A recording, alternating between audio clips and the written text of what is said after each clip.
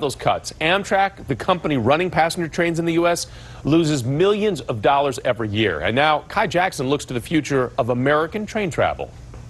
This is a boarding call for Amtrak 7. It's all aboard to the next train to New York City, one of 300 trains that roll the rails in America every day.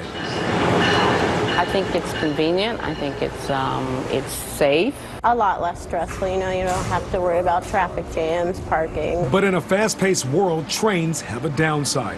We looked at a trip from Washington, D.C. to Orlando for July 3rd. Amtrak's ticket is about $40 cheaper than a flight, but more than 15 hours longer. And operating those rails is expensive. Amtrak runs passenger rail in the U.S. It's a private company dependent upon more than $1 billion in federal grants. We asked the Heritage Foundation, a conservative think tank, if Amtrak's economic structure works. I think what we've seen is by and large no. In fiscal year 2016, Amtrak says more than 31 million people rode its trains, setting a record in ticket sales.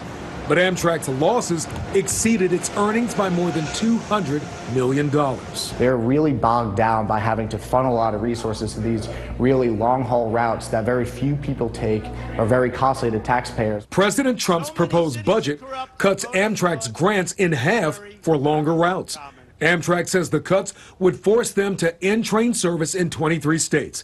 Heritage says the private sector may better manage train travel in higher populated areas, like the Northeast. I wouldn't say it's broken or needs to be fixed. Andy Coons with the U.S. High-Speed Rail Association says Congress should not only reject cuts, but increase train spending. If we really invested in it, we'd have a great rail system. Coons' group has a 15-year plan to build high-speed rail throughout the country, saying it's more reliable transportation than driving. Even at the height of rush hour and holiday travel, the trains are still going 200 miles an hour. And high-speed trains could provide competition to the airlines. And the aviation industry has basically deteriorated to the point where they could care less about their customers. The problem with rail is it's a fixed guideway. It's incredibly hard to actually get people to their end destination.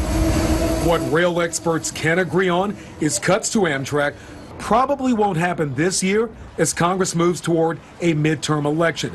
Many congressmen don't want to lose train service in their districts. And we've been hearing that same thing year after year for decades. I'm Kai Jackson reporting.